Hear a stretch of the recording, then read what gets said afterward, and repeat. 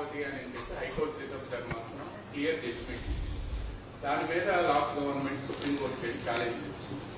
ఇప్పుడు దానికి సంబంధించిన పిటిషన్ మీద ఈ అన్ని కూడా లీగల్ హర్డల్స్ అన్ని తప్పించి పాజిటివ్ గా అమరావతిని నిర్మాణం చేయడానికి ఎలాంటి అవసరాలున్నాయో ఎలాంటి అవకాశాలను అన్ని ఉపయోగించి మళ్ళా ముందుకెళ్తాం. లీగల్ గా ఏం చేయాలి, నేను ఇక్కడ మీకు స్పరాది మూమెంట్ ఇచ్చేస్తా ఇది విత్డ్రా చేస్తాను కాకుండా లీగల్ ప్రాబ్లమ్స్ అన్ని సార్ట్అవుట్ చేస్తాం. త్యాగం చేసిన వాళ్లపైన పెట్టిన కేసులు కూడా రివ్యూ చేస్తాం. అన్ని చేసి మళ్ళా ఈజ్ అవుట్ చేసి ఒక కండీసివ్ ఎన్విరాన్మెంట్ క్రియేట్ చేసి అమరావతి పునర్నిర్మాణం ప్రారంభమవుతుంది.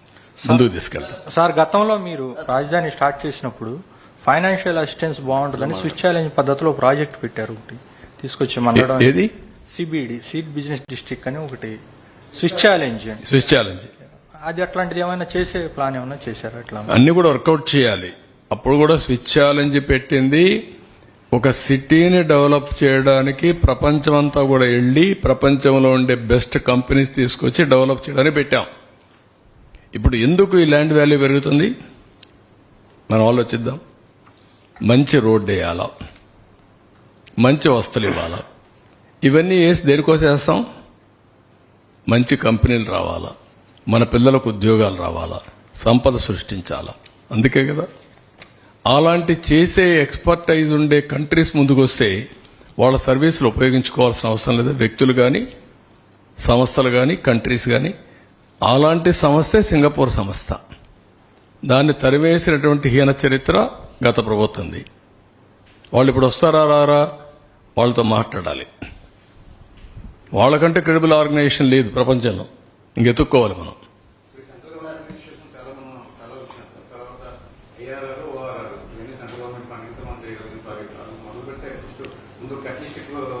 Already started. ఆ అటెంప్ట్ అప్పుడే స్టార్ట్ చేశారు.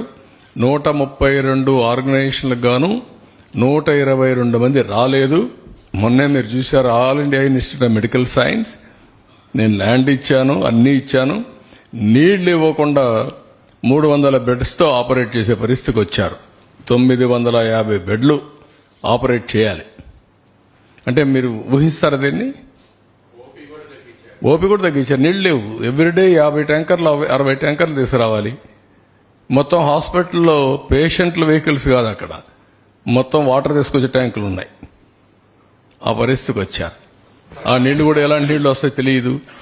Sir, Amaravati is one by one fast, only 1 or 2.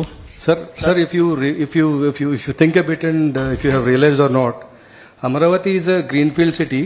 At the same time, another city is also being built in Saudi Arabia called NEOM by Mohammed bin Salman. So, would you collaborate with them? Would you, because they have gone ahead, I think.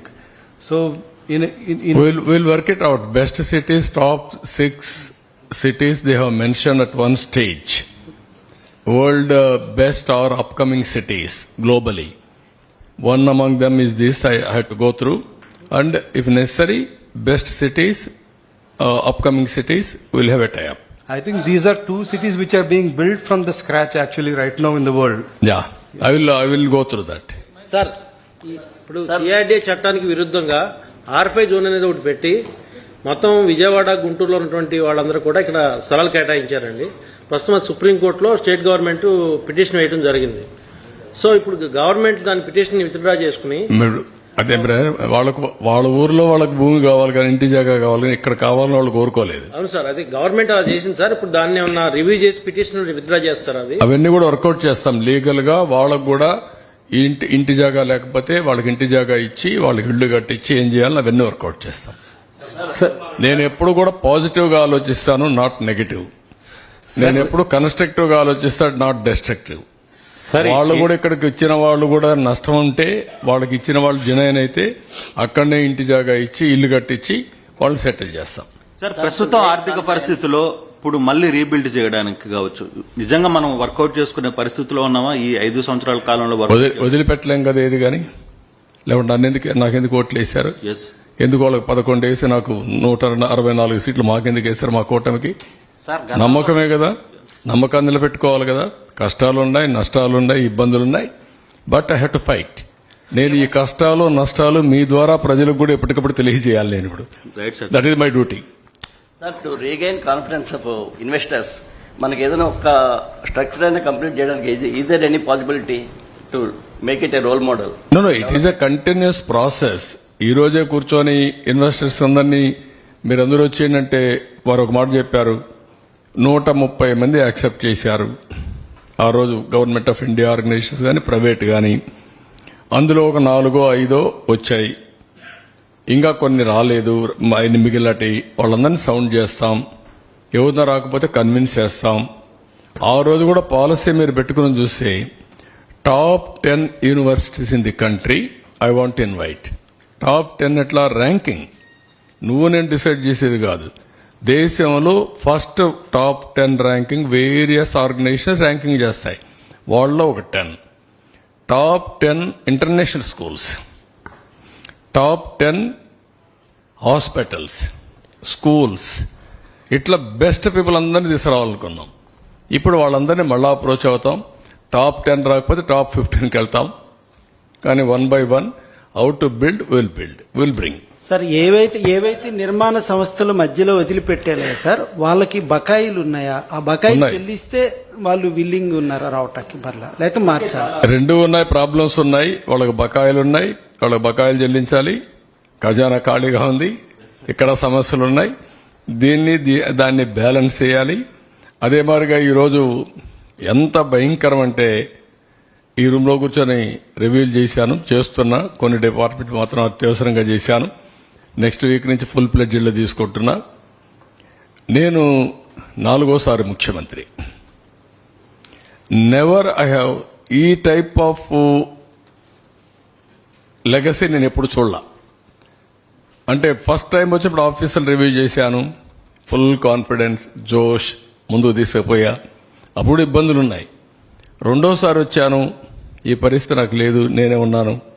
మూడోసారి వచ్చాను, అప్పుడు కొన్ని problems ఉన్నా, కొత్త రాష్ట్రం, సవాళ్ళ challenges, పరిగెత్తమంటే పరిగెత్తే యంత్రాంగం. ఇప్పుడు వచ్చిన తర్వాత యంత్రాంగం డల్ అయిపోయారు, అలవాట్లు మారిపోయినాయి, వ్యవస్థ మొత్తం డిస్ట్రాయ్ అయిపోయింది, సిస్టమ్స్ అన్ని కొలాప్స్ అయిపోయినాయి. మేము వదిలిపెట్టిపోయింది. ఇప్పుడు ఉదాహరణకు ఈరోజు మేము చూస్తే మొత్తం రాష్ట్రంలో మున్సిపాలిటీలో మస్కిటోస్ ఉండే స్పాట్స్ ఎన్ని ఉంటాయి అని మేము రీసెర్చ్ చేసి ఐడెంటిఫై చేసి బ్లాక్ స్పాట్స్ ఆ రోజు 20,000 ఉన్నాయని ఐడెంటిఫై చేశాం. ఆ 20,000 ఎవ్రీ ఇయర్ 3 నెలలకు ఒకసారి 15, 10, 5, 4 అట్లా అయ్యి 0కి రావాలని అప్పట్లోనే డ్రోన్స్ పెట్టి మస్కిటో ఎక్కడుందో ఐడెంటిఫై చేసి అవన్నీ ఇంకొక డ్రోన్ పంపించి అక్కడే స్ప్రే చేయాలని పెట్టాం. ఇప్పుడు ఏమీ లేవు. చెత్త తీసేవాళ్ళు లేరు, చెత్త వేసేవాళ్ళు ఉన్నారు. సార్, రాజధాని అభివృద్ధికి వాలంటీర్గా సపోర్ట్ చేయడానికి వచ్చే వాళ్ళు ఉన్నారు. అట్లాంటి వాళ్ళని అందరినీ తీసుకుంటాం. ఇప్పుడు కొంతమంది నిన్న కూడా వచ్చారు, 1 లక్ష రూపాయలు ఇస్తున్నారు, కొంతమంది 10 లక్షలు ఇస్తున్నారు. ఆ స్ఫూర్తి ఉంది. కానీ వాళ్ళు పూర్తిగా వాళ్ళ సహకారం తీసుకుంటూనే మనం అంచెలంచెలుగా ముందుకు పోవాలి. Will move forward. దానికి ఏమైనా స్పెషల్ లైన్ తీసుకుంటారు అంటే ఏదన్నా లైన్ ఏమి లేదు, ఆకాశమే హద్దు. నువ్వు ఒక ఆలోచన ఇస్తే దాన్ని కూడా అమలు చేస్తా, ఇంకొక ఆయన ఆలోచిస్తే అది కూడా అమలు చేస్తా. నా మనస్తత్వం అదే. ఒక్క విషయం మీరందరూ ఒకటి గుర్తుపెట్టుకోవాలి, నాకు ఫిక్స్డ్ ఐడియాలజీ గానీ రిజర్వేషన్స్ ఉండవు. నా ఆలోచన ఒకటి, నేను చేసే ప్రతి ఒక్క పని నా ప్రజలకు లాభం జరగాలి. అది ఏ పనినా కావచ్చు. రోజు రోజుకు వాళ్ళ జీవన ప్రమాణాలు పెరగాలి. పేదవాడికి అండగా ఉండాలి. పేదవాడికి అండగా ఉండాలంటే సంపద సృష్టించాలి. మళ్లీ వాళ్ళు ఏ విధంగా చేయాలనో మనం మీరు చూశారు. కష్టాలున్నాయి. 4,408 కోట్ల రూపాయలు పెన్షన్స్ ఇచ్చాం. ఇవ్వడం కాదు, రాగద్వేష కొంతమంది అన్నారు, ఇందులో వైఎస్ఆర్ కాంగ్రెస్ పార్టీ కావాలని ఇచ్చుకున్నారన్నారు. కాదు, ఫస్ట్ అందరికి ఇవ్వండి, అనర్హులుంటే తర్వాత చూసుకుంటాం. కానీ కక్ష విధానం ఎక్కడా ఉండడానికి వీల్లేదన్నాం, ఇచ్చాం. ఆ విధంగా ఏది చేసినా కూడా ప్రజాహితం కోసమే పనిచేస్తాం తప్ప ఇంకోటి కాదు. In course of time you are going to witness. Thank you.